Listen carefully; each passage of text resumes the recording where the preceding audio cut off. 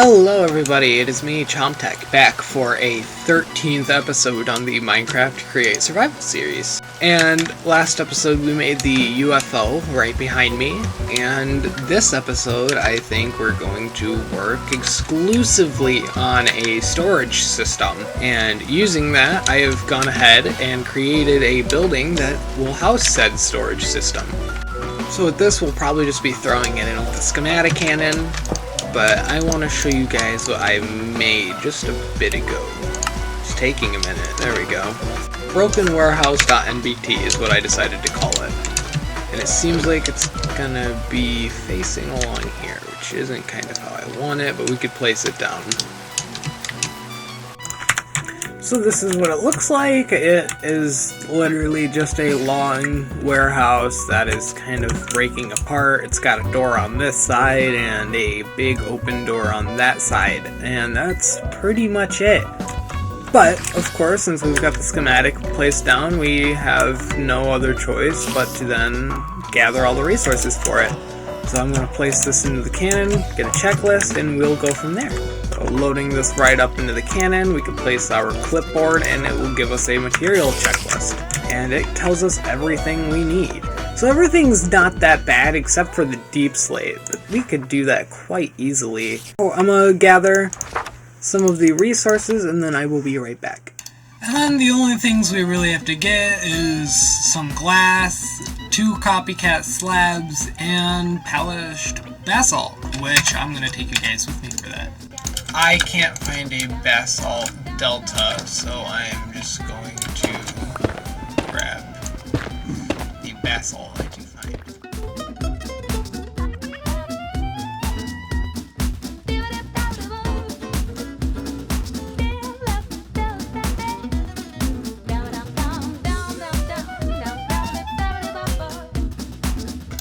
Then we just need to polish the basalt and then get our glass. Material checklist and gunpowder. Make sure we have absolutely everything checked off. And then we will go into here, open up the little panel, replace solid with empty. That's pretty much it. Start, and I will start a time lapse. We'll blast this in.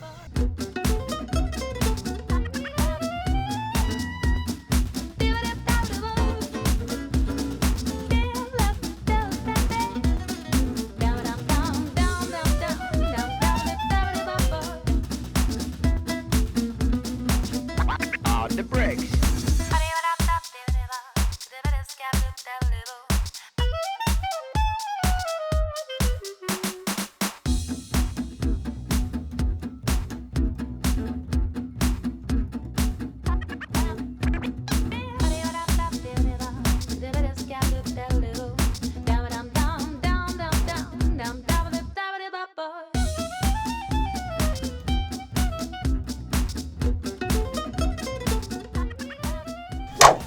Alright, well, we've blasted the warehouse into existence, and this is what it looks like. You've definitely seen quite a bit of it while it was being blasted into existence, unless the time-lapse doesn't work, because I'm recording this before I find that out.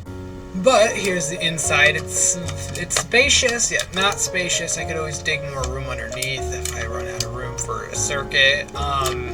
So this is what we'll be working with. And I think it's just about time to head into the test world and figure out a system for this. So over here in my test world, I was thinking that we have 2 columns of storage vaults, and it will technically be modular, so we could always add on to it. I am just trying to figure out a way that I could bring this from up here, and I'm thinking just to pull all the boxes up via fan and just have a power input line just right here. So I'm thinking that's exactly what I'm going to do. I'm going to do a gearbox here for input, or even like here for input, in case fan there. That's gonna be an issue. So we're gonna be picking up items via a chain conveyor right here, and it will push over into this vault, and then it will just get deposited here, and it will go the opposite direction. So I pulled everything out by one because we're going to need to hook up these packagers on these sides of the item vaults, just like this. And then, of course, we're going to place chutes in just like this. So now with everything labeled and its corresponding tag, I will put down a chute on this column just in case anything makes it in. This will of course be directed into a system later on, and I think that's going to be our storage system. So I've got the storage array, so we're just gonna, let's see the direction this is facing. Alright, so let's rotate this, putting it alongside this wall here. We'll have to move the lighting for sure, but that's whatever. Put our clipboard and our gunpowder in, and then we will grab what we need for this storage array. So over here in my starter workshop, I have literally everything. I've had everything just sitting around. So it's in this shulker box, except the 5 stacks of item vaults and the 20 packagers I'm going to need for this entire system. And I also forgot the frog ports on the schematic, so I also got to make 10 of those. So that's also going to be fun. Yay! Alright, we've gotten everything, all the settings. Alright, there we go, awesome sauce. Yep, there we go. And now we just gotta make sure that it actually works and doesn't kill itself midway through production. It looks like it's happening with the vaults already. Ow!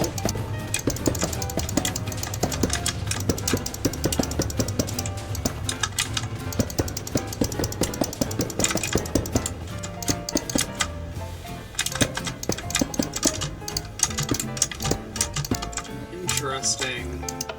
These are on, but I gotta reflip them. Those ones are on.